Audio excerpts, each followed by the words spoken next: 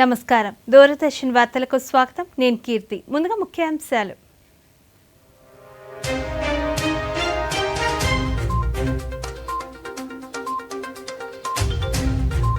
ఢిల్లీలో ప్రారంభమైన NCC republic day camp 2025 ఈ శిక్షణ బాధ్యత గల దేశ సైనికులుగా ఎదిగేందుకు తోడ్పాటునిస్తుందన్న ఉపరాష్ట్రపతి జగదీప్ ధన్కడ్. దేశ రాజధాని ఢిల్లీలో 12,200 కోట్ల రూపాయల అభివృద్ధి పనులను ప్రారంభించిన ప్రధాని. గత 10 ఏళ్లలో 1000 కిలోమీటర్ల మెట్రో లైనును నిర్మించుకున్నామన్న నరేంద్ర మోదీ. ఢిల్లీ ప్రజలు అభివృద్ధిని కోరుకుంటున్నారన్న ప్రధాని. ఉజ్వల భవిష్యత్తు కోసం బీజేపీకి ఒక్క అవకాశం ఇవ్వాలని పేర్కొన్న మోదీ. రేపటి నుంచి 2 రోజుల పాటు కుప్పంలో ముఖ్యమంత్రి పర్యటన. పలు అభివృద్ధి పనులను ప్రారంభించనున్న చంద్రబాబు నాయుడు. ఈ నెల 10 నుంచి తిరుమలలో శ్రీవారి వైకుంఠ ద్వార దర్శనం. అన్ని ఏర్పాట్లు చేశామన్న టీటీడీ చైర్మన్ బీఆర్ నాయుడు. వార్తల్లోని వివరాలు చూద్దాం. దేశ జాతీయతే మన ఏకైక విధానంగా ఉండాలని, మన మాతృభూమికి నివాళిగా ఈ విలువలను పరిరక్షించుకోవాలని ఉపరాష్ట్రపతి జగదీప్ ధన్కడ్ పేర్కొన్నారు. ఢిల్లీలో ప్రారంభమైన national cadet corps republic day camp 2025 ఆయన పాల్గొన్నారు. ఎన్సీసీ కెడెట్లు ప్రదర్శించిన అద్భుతమైన బ్యాండ్ ప్రదర్శనను ఆశాంతం తిలకించారు. ఈ సందర్భంగా ఉపరాష్ట్రపతి మాట్లాడుతూ, ప్రపంచంలో ఏ దేశంలోని పౌరులు జాతీయవాదానికి కట్టుబడి ఉంటే తప్ప ఆ దేశం పురోగమించదన్నారు. ఎన్సీసీలో మీ సభ్యత్వం అత్యంత క్రమశిక్షణ కలిగిన వ్యక్తులుగా ఎదిగేందుకు తోడ్పాటునిస్తుందన్నారు. గత 10 ఏళ్లలో విపత్తును చూసిన ఢిల్లీ ప్రజలు అభివృద్ధిని కోరుకుంటున్నారని, ఉజ్వల భవిష్యత్తు కోసం బీజేపీకి ఒక్క అవకాశం ఇవ్వాలని ప్రధానమంత్రి నరేంద్ర మోదీ అన్నారు. ఢిల్లీలోని రోహిణీలో జరిగిన బీజేపీ పరివర్తన యాత్రలో ప్రధాని మాట్లాడుతూ, దేశ రాజధానిని అభివృద్ధి చేయగలిగే పార్టీ ఒక బీజేపీయేనని తెలిపారు. మనం 2025 సంవత్సరంలో ఉన్నామని, 21వ శతాబ్దంలో 25 ఏళ్లు గడిచిపోయాయని, అయినా దేశ రాజధాని ప్రజలు ఎన్నో సమస్యలను ఎదుర్కొంటున్నారన్నారు. రాబోయే 25 ఏళ్లు భారతదేశ భవిష్యత్తుకు ఢిల్లీ భవిష్యత్తు చాలా కీలకమని, అది బీజేపీతోనే సాధ్యమన్నారు. और निष्ठा इनका बहुत महत्व होता है, लेकिन आपदा वालों की नीयत और निष्ठा पर ही सबसे बड़ा सवाल है। आप याद करिए, जन लोकपाल के मुद्दे पर इस पार्टी का जन्म हुआ। भ्रष्टाचार हटाना ये उनका मुख्य मुद्दा था, लेकिन आज इस पार्टी के ज्यादातर नेताओं पर करोड़ों के भ्रष्टाचार के मुकदमे हैं। दिल्ली में शराब घोटाला किसने किया? आपदा वालों ने। दिल्ली में स्कूल घोटाला किसने किया? आपदा वालों ने। दिल्ली ने गरीबों के इलाज के नाम पर किसने जनता के पैसे लूटे? आपदा वालों ने। दिल्ली में प्रदूषण से लड़ाई के नाम पर किसने करोड़ों का खेल किया? आपदा वालों ने। इनका मूल एजेंडा था, और इसलिए अनैतिकता के साथ कारनामे करने वाले लोग दिल्ली को आपदा बना करके, दिल्ली में आपदा ला करके, दिल्ली को आपदा में घेर करके तबाही की ओर ले जा रहे हैं।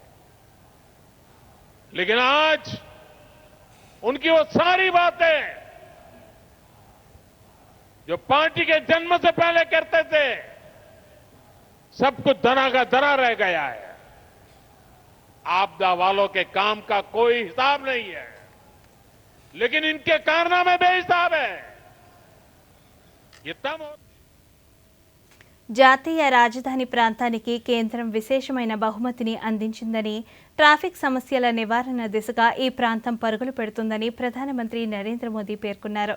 ఢిల్లీలోని రోహిణిలో 12,200 కోట్ల రూపాయల పలు అభివృద్ధి పనులకు ప్రధాని ఈరోజు శంకుస్థాపనలు, ప్రారంభోత్సవాలు చేశారు. ఢిల్లీ, గాజియాబాద్, మీరట్, నమో భారత్ కారిడార్లోని సాహిబాబాద్, న్యూ అశోక్ నగర్ మధ్య 13 కిలోమీటర్ల కనెక్టివిటీని ప్రధాని ప్రారంభించారు.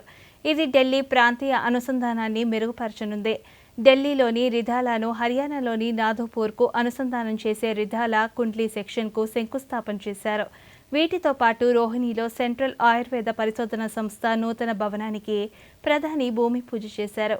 ఈ సందర్భంగా మోదీ మాట్లాడుతూ, నమో భారత్ ప్రాజెక్టు పూర్తయితే ఢిల్లీ మీరట్ మార్గంలో ట్రాఫిక్ సమస్య పూర్తిగా తొలగిపోతుందన్నారు.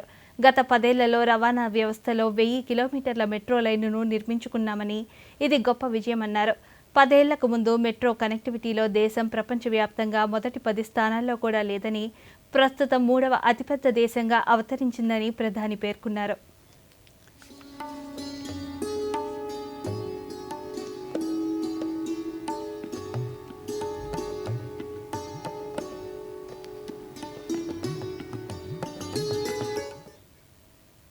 ప్రధానమంత్రి నరేంద్ర మోదీ దేశ రాజధాని ఢిల్లీలో పలు అభివృద్ధి పనులకు శంకుస్థాపనలు, ప్రారంభోత్సవాలు చేశారు.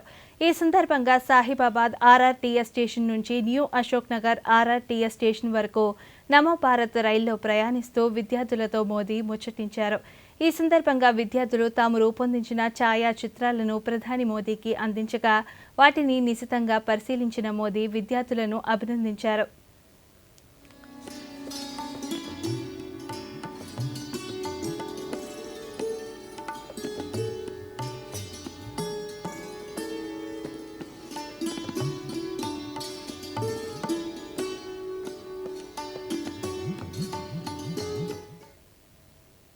రేపటి నుంచి 2 రోజుల పాటు రాష్ట్ర ముఖ్యమంత్రి నారా చంద్రబాబు నాయుడు చిత్తూరు జిల్లా కుప్పంలో పర్యటించనున్నారు. ఈ పర్యటనలో భాగంగా ద్రవిడ యూనివర్సిటీలో స్వర్ణ కుప్పం విజన్ 2029 డాక్యుమెంట్ను ముఖ్యమంత్రి విడుదల చేయనున్నారు.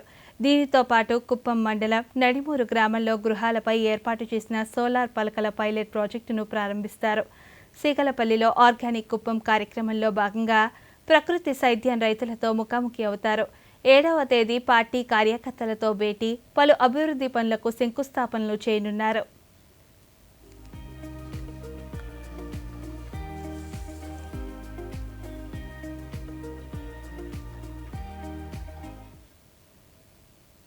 హిందూ దేవాలయాలకు స్వయం ప్రతిపత్తి కోరుతూ హిందూ ధర్మ పరిరక్షణకు విశ్వ హిందూ పరిషత్ ఆధ్వర్యంలో నిర్వహించిన భారీ హైందవ శంఖారావం విజయవాడ సమీపంలోని కేసరపల్లిలో జరిగింది. ఈ సభలో వివిధ పీఠాలకు చెందిన స్వామీజీలు పాల్గొని హిందూ ధర్మ పరిరక్షణ గురించి ప్రసంగించారు. కవులు, రచయితలు హిందూ పురాణాల గొప్పతనాన్ని, విశిష్టతను వివరించారు. రాష్ట్రం నలుమూలల నుంచి లక్షలాది మంది హైందవులు వివిధ రవాణా సాధనాల ద్వారా తరలివచ్చారు.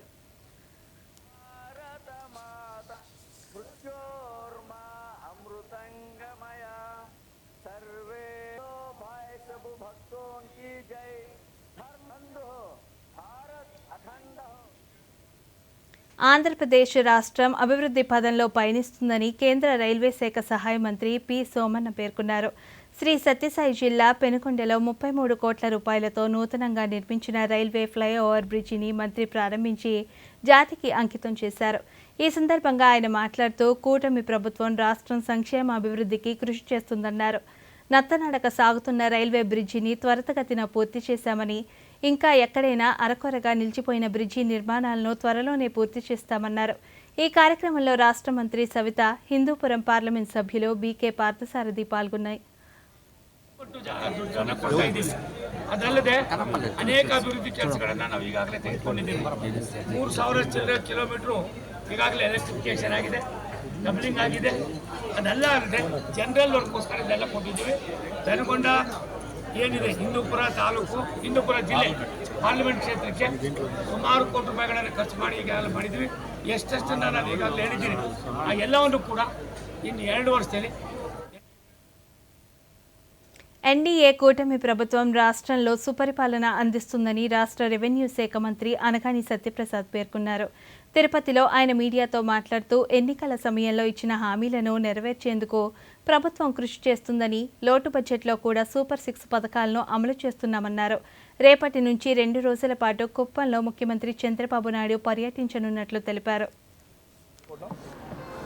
గతంలో ఎలాగైతే పెన్షన్లు పెంచడం చరిత్రలో ఏ రాష్ట్రంలో కూడా లేని విధంగా పెన్షన్లు 4,000 నుంచి 16,000 రూపాయల దాకా ఇస్తూ ఉన్నారు. అత్యధికంగా 63 లక్షల మందికి ఇస్తూ ఉన్నారు. చరిత్రలో ఇంత అమౌంట్ కూడా ఎవరు ఏ గవర్నమెంట్ కూడా వెచ్చించట్లేదు, అంత ఇస్తూ ఉన్నారు. అన్న క్యాంటీన్ చెప్పినట్టుగా ఇచ్చాము, డిఎస్సి ఇచ్చాము, 20 లక్షల ఉద్యోగాలు ఏదైతే చెప్పామో ఆల్రెడీగా 4 లక్షల నుంచి 5 లక్షల ఉద్యోగాలు కల్పన విధంగా ఇండస్ట్రీస్ ఏర్పాటు చేస్తూ ఉన్నాం. దాంతోపాటు డిఎస్సి కూడా ఇస్తూ ఉన్నాం.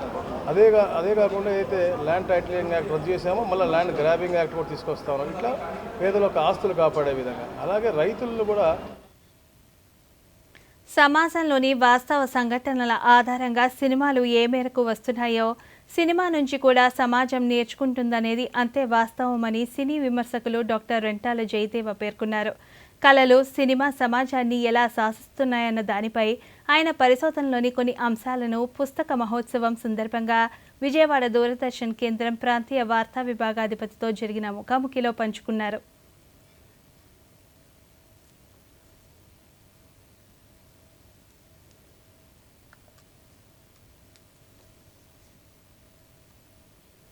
అంటే జనబాహుళ్యం నుంచి, సమాజం నుంచి సినిమాలు కథా వస్తువు తయారు చేసి సినిమాలు తయారవుతున్నాయా, లేకపోతే సినిమాలను చూసి సినిమాల కథ వాళ్ళ సేకరించిన సినీ వస్తువు చూసి సమాజం జనాలు స్పందిస్తున్నారా? అంటే నిజం చెప్పాలంటే ఈ రెండూ జరుగుతున్నాయండి. సమాజంలోంచి సినిమా కథ రావడం లేదు అంటే నేను నమ్మను. సినిమాల దగ్గర నుంచి అనేక సినిమాల్లో కథలు కూడా సమాజం నుంచి తీసుకున్నాం. కానీ సమాజంలో ఏమి చూపిస్తున్నాం, మనం ఫోకస్ లైట్ ఇటు పెడుతున్నామా అటు పెడుతున్నాం, నాణ్యానికి ఏ వైపు చూపిస్తున్నాం అనేది ముఖ్యం. కానీ సమాజంలో లేకుండా శేషాచలం అడవుల్లో ఎర్రచందనం స్మగ్లింగ్ అనేది సినిమాల్లోకి రాలేదు. సమాజంలో ఉన్నదే సినిమాల్లోకి వచ్చింది. కాకపోతే ఆ స్మగ్లర్ని మనం గొప్పగా చూపించామా, ఇంకో రకంగా చూపించామా అనేది చర్చనీయాంశం కావచ్చు. కానీ సమాజంలో ఉన్నదే సినిమాల్లోకి వస్తుంది. మళ్ళీ సినిమాలో ఉన్నది మళ్ళీ తగ్గేదేలేనో లేకపోతే ఇంకోటో అని చెప్పేసి మళ్ళీ సినిమాల్లోంచి సమాజంలోకి వస్తుంది. అంటే ఈ రెండు వైస్ వెర్సా, ఒకదాని ప్రభావం నుంచి మరొకటి తప్పించుకోవడం అనేది అసాధ్యం. కాబట్టి రెండిటి ప్రభావం పరస్పరం ఉంటుంది, ఉండి తీరుతుంది కూడా. సినిమాలు కానీ కళలు కానీ సమాజాన్ని చైతన్యం చెయ్యాలి అని విజ్ఞుల అభిప్రాయం సాధారణంగా. అయితే మీరు పరిశోధించి కష్టపడి, అంటే బహుశా ఇష్టపడే మీరు రంగంలో ముందుకు వచ్చుంటారు. ఈ పుస్తకాల ప్రభావం మీరు రాస్తున్న రచనలు కానీ, సినీ విమర్శలు కానీ, ఇలాంటి చారిత్రక పుస్తకాలు కానీ ఎలాంటి ప్రభావం చూపవచ్చు అని మీరు భావిస్తారు? నిజానికి నాకు ప్రేరణ స్ఫూర్తి కూడా విజయవాడలో మా జయంతి పెరుమాళ్ళు గారిని, మా జయంతి పబ్లికేషన్స్ పెరుమాళ్ళు గారు మా నాన్నగారి పుస్తకాలు చాలా వేశారు. దాదాపు 200 పుస్తకాలు రాసినటువంటి రచయిత రెంటాల గోపాలకృష్ణ గారు మా నాన్నగారు, అభ్యుదయ కవి, రచయిత, నాటకర్త. ఆయన ప్రభావం మూలంగా నేను ఈ రంగంలోకి రావడం, రచనా రంగంలోకి రావడం జరిగింది. రచనా రంగంలోకి వచ్చిన తర్వాత వాళ్ళు నేర్పిన నీతి సూత్రం ఏమిటంటే, ఇక్కడ విజయవాడలో నండూరు రామ్మోహన్ రావు గారు కావచ్చు, సి రాఘవాచారి గారు కావచ్చు, పురాణం సుబ్రహ్మణ్య శర్మ గారు కావచ్చు, తొల్లపాటి కుటుంబరావు గారు కావచ్చు, వీరాజీ గారు కావచ్చు, ఇంకా ఈ పెద్దలందరూ కూడా మాకు ఒక దిశానిర్దేశం వాళ్ళ ప్రవర్తన ద్వారా, మాటల ద్వారా కాదు చెప్పారు. చెప్పిన తర్వాత సమాజాన్ని మనం మంచి చెప్పకపోయినా పర్లేదు కానీ చెడగొట్టకూడదు. అందుకనే ఏ పుస్తకం రాసినా మనం నిజం చెప్పాలి, నిజమే చెప్పాలి, నిజాయితీగా చెప్పాలి అని నమ్మాను.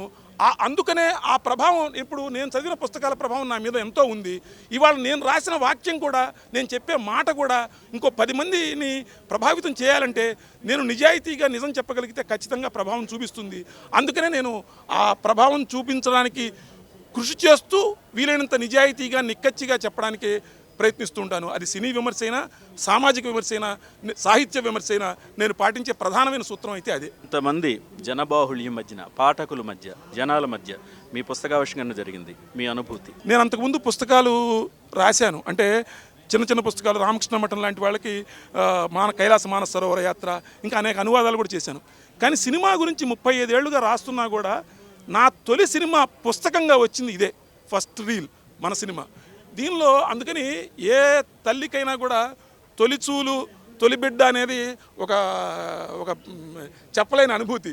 కాబట్టి ఆ అనుభూతి నాకు కలుగుతుంది. ప్లస్ పైగా నేను పుట్టి పెరిగిన బెజవాడ, నన్ను తీర్చిదిద్దిన విజయవాడ, నా స్నేహితులందరి ముందు, నా గురువులందరి ముందు, నా అనుకున్న వాళ్ళందరి ముందు, నా పబ్లిషర్స్ అందరి ముందు, మా ఏలూరు రోడ్డు పబ్లిషర్స్ అందరి ముందు ఇవాళ 35 ఏళ్ళుగా ఈ పుస్తక ప్రదర్శన చూస్తూనే ఉన్నాను. ఒక చిన్న స్థాయిలో ఠాగూర్ లైబ్రరీలో మొదలుపెట్టిన రోజుల నుంచి నవోదయ రామ్మోహన్ రావు గారు, జయంతి పెరుమాళ్ళు గారు వీళ్ళందరూ మొదలుపెట్టిన రోజుల దగ్గర నుంచి ఇవాళ వరకు కూడా ఎంఎస్కో విజయ్ కుమార్ గారు, ప్రజాశక్తి లక్ష్మయ్య గారు, మనోహర్ నాయుడు గారు వీళ్ళందరూ ఎంత ముందుకు దాన్ని తీసుకొచ్చారంటే నాకు చాలా ఆనందంగా ఉంది. మాకు ప్రతి సంవత్సరం సంక్రాంతి వచ్చిందంటే నేను మద్రాసులో పనిచేస్తున్నా, హైదరాబాద్లో పనిచేస్తున్నా, వారం రోజులు సెలవు పెట్టి విజయవాడ పుస్తక ప్రదర్శనకు వచ్చేవాడిని. ఇవాళ అటువంటి పుస్తక ప్రదర్శనలో నా మాతృస్థానమైనటువంటి నేను పుట్టిన ప్లేస్ అయినటువంటి విజయవాడలో నా పుస్తక ఆవిష్కరణ జరగడం అనేది నిజంగా చెప్పలేని అనుభూతి. నిజంగా అంటే అది మాటల్లో ఏం చెప్పినా కూడా తక్కువే అవుతుంది. ధన్యవాదాలండి. మీరు మీ పుస్తకం, ఆ పుస్తకాన్ని వెలువరించిన తీరు, ఆవిష్కరించిన తీరు, మీ అనుభూతులు అవన్నీ మన విజయవాడకి ఈ పుస్తక ప్రదర్శనకు ఇచ్చేసిన పాఠకులతో, ప్రేక్షకులతో వీరందరితో మీరు పాలు పంచుకున్నందుకు మరోసారి దూరదర్శన్ విజయవాడ తరపున ధన్యవాదాలండి. నమస్కారం. డాక్టర్ రెంటాల జయదేవ, సినీ విమర్శకులు, సీనియర్ రచయిత. వారి పుస్తక ఆవిష్కరణ సందర్భంగా ఫస్ట్ రీల్ దూరదర్శన్ ప్రాంతీయ వార్తా విభాగం తరపున డాక్టర్ జి కొండలరావు, ప్రాంతీయ వార్తా విభాగాధిపతి, దూరదర్శన్ విజయవాడ. వార్తల్లో చిన్న విరామం. త్వరగా కానీ గురు, ప్లీజ్ త్వరగా. ఇంకో మ్యాచ్ ఏదైనా ఉందా? అలాంటిదే అనుకో గురు, బ్యాంక్ వెళ్ళాలి తాతగారిని తీసుకొని. అవును కదా, వయసు అయిపోయినప్పుడు అప్పుడప్పుడు సహాయం కావాలి మరి. కానీ బ్యాంకింగ్ కాదు. అయినా గానీ ఆర్బీఐ ఉంటుంది, సీనియర్ సిటిజన్స్ అందరికంటే ముందని. మీరు 70 ఏళ్లు నిండిన వారైనా, మీరు బ్యాంకుకి వెళ్ళలేకపోయినా బ్యాంకు మీ దగ్గరికి వస్తుంది అవసరమైన సేవలతో, అది యోగ్యమైన ధరలకి. సీనియర్ అందరికన్నా ముందు. ఆర్బీఐ అంటుంది, విషయాలు తెలుసుకోండి, జాగరూకంగా ఉండండి. వార్తలకు తిరిగి స్వాగతం. వైకుంఠ ఏకాదశి సందర్భంగా తిరుమలలో ఏర్పాట్లను టీటీడీ చైర్మన్ బీఆర్ నాయుడు పరిశీలించారు. అధికారులకు పలు సూచనలు చేశారు. ఈ సందర్భంగా చైర్మన్ మీడియాతో మాట్లాడుతూ సామాన్య భక్తులకు ఎలాంటి ఇబ్బందులు తలెత్తకుండా పోలీసులు, విజిలెన్స్, టీటీడీ సిబ్బంది సమన్వయంతో పనిచేసేలా చర్యలు తీసుకుంటున్నామన్నారు. గత అనుభవాలను దృష్టిలో ఉంచుకొని భక్తులు ఇబ్బందులు పడకుండా ఏర్పాట్లు చేస్తున్నామన్నారు.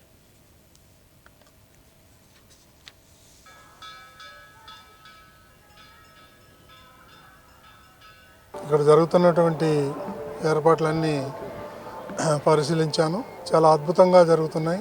కని విని అనుకునే రీతిలో అరేంజ్మెంట్స్ అన్నీ జరుగుతున్నాయి. భక్తులకు ఎలాంటి ఇబ్బందులు లేకుండా చూడటానికి యంత్రాంగం మొత్తం, పోలీస్ కానీ, విజిలెన్స్ కానీ, టీటీడీ ఎంప్లాయీస్ కానీ, వాలంటీర్స్ కానీ వీళ్ళందరినీ మోటివేట్ చేసి చక్కగా ఈ 10 రోజులు బ్రహ్మాండంగా ఈ కార్యక్రమాలన్నీ జరిగేదానికి ఏర్పాట్లు చేస్తున్నారు అధికారులు.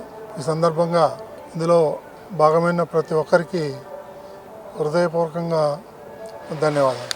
ఓన్లీ టికెట్ ఉన్న ఈ నెల 10న వైకుంఠ ఏకాదశిని పురస్కరించుకుని అమలాపురంలోని వెంకటేశ్వర స్వామి ఆలయంలో అన్ని ఏర్పాట్లు చేస్తున్నామని ఆలయ ఉత్సవ కమిటీ చైర్మన్ జి అబ్బాయి వెంకన్న తెలిపారు.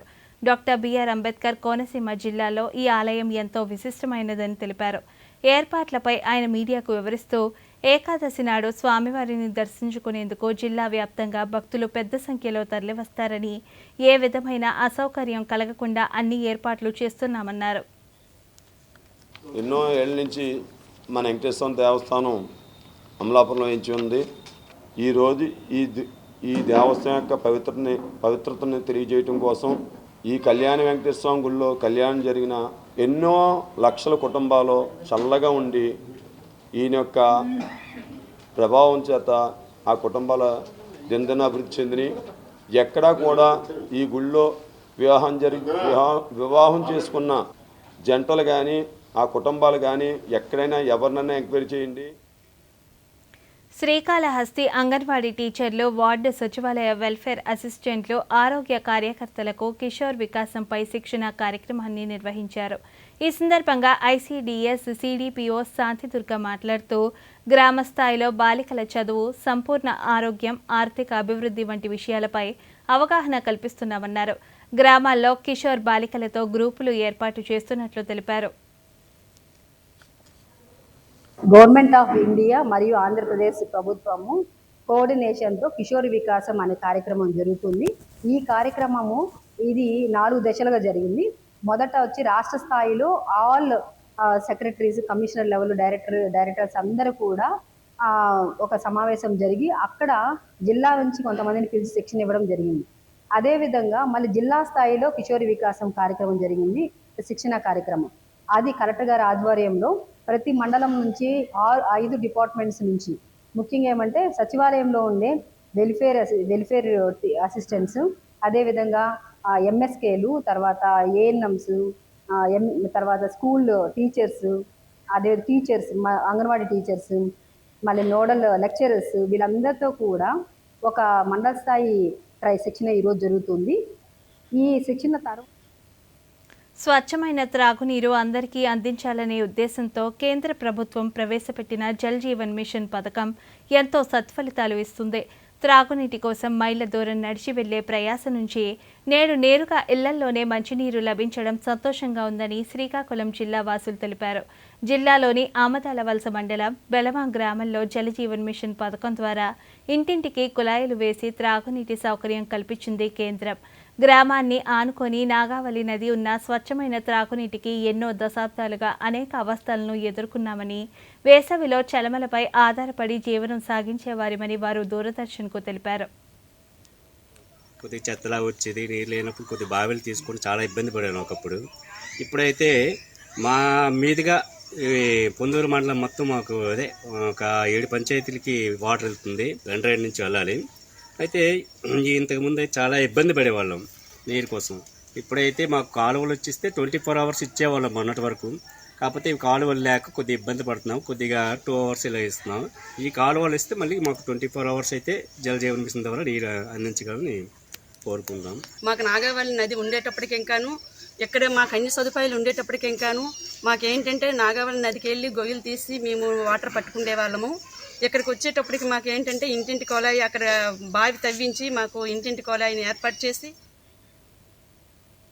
అండర్ 19 68వ జాతీయ స్కూల్ గేమ్స్ బాలికల వాలీబాల్ టోర్నమెంట్ ఈ నెల 6 నుంచి 10వ తేదీ వరకు నిర్వహిస్తున్నట్టు జాతీయ స్కూల్ గేమ్స్ సెక్రటరీ భానుమూర్తిరాజు తెలిపారు. ఈ అంశంపై ఆయన విజయవాడలో మాట్లాడుతూ ఈ పోటీల్లో దేశం నలుమూలల నుండి 26 జట్లు పాల్గొంటున్నాయన్నారు. పోటీ లీగ్ కమ్ నాకౌట్ ఫార్మాట్ను అనుసరిస్తుందని తెలిపారు.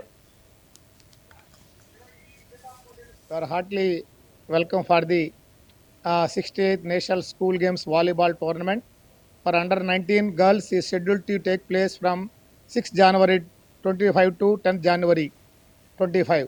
The prestigious event will witness the participation of 26 teams from across the nation competing to showcase their talent and sportsmanship. We are providing all participating teams are being hosted 6 3-star hotels, ensuring comfortable and convenient arrangements for players and officials. Food arrangements for a wide variety of South.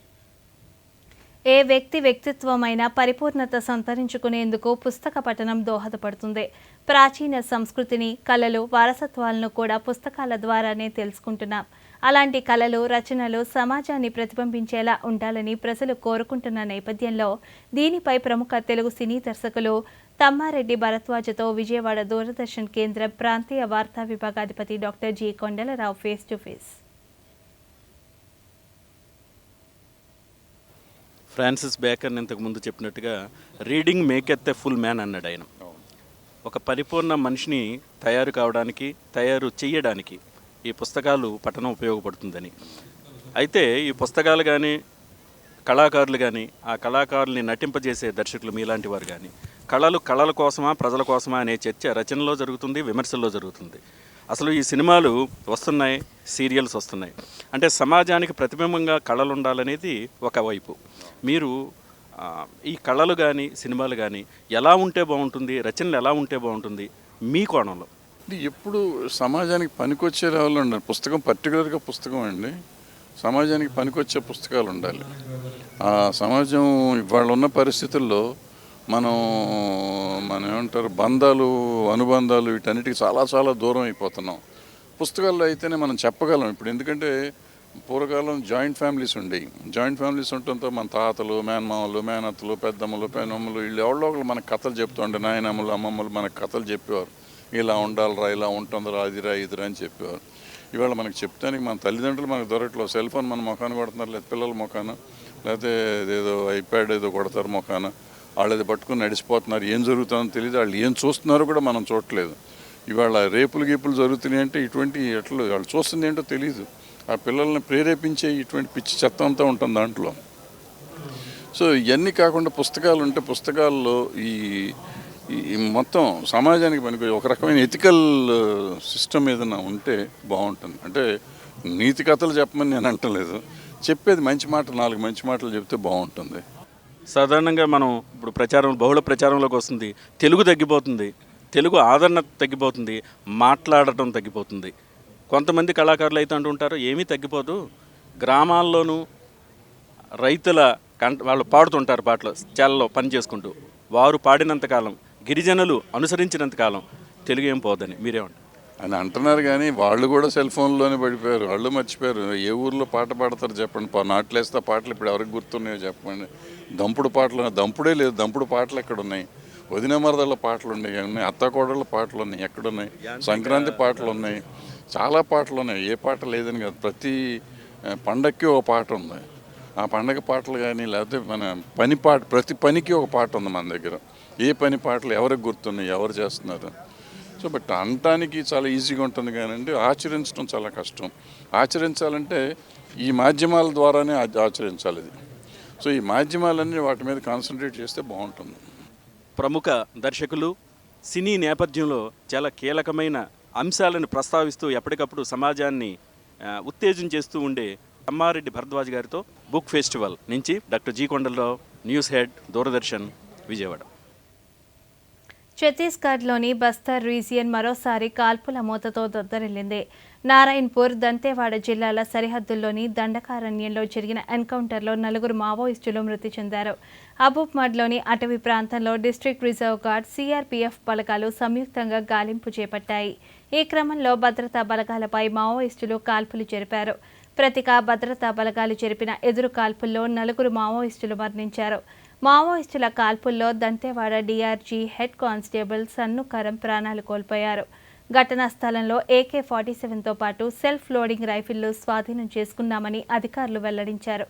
ఆ ప్రాంతంలో ఇంకా గాలింపు కొనసాగుతున్నదని అధికారులు తెలిపారు.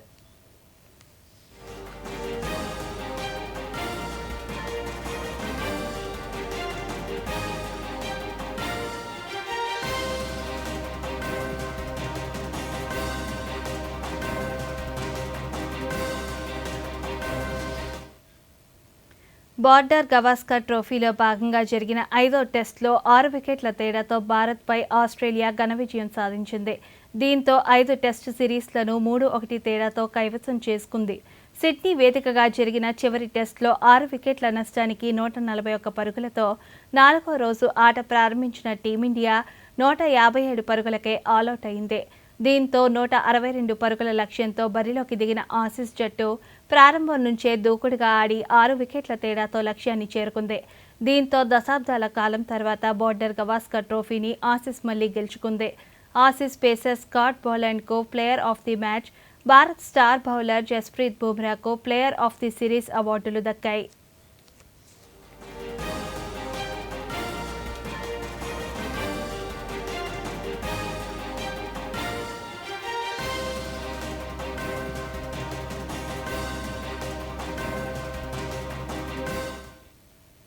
ఈ వార్తలు ఇంతటితో సమాప్తం. నమస్కారం.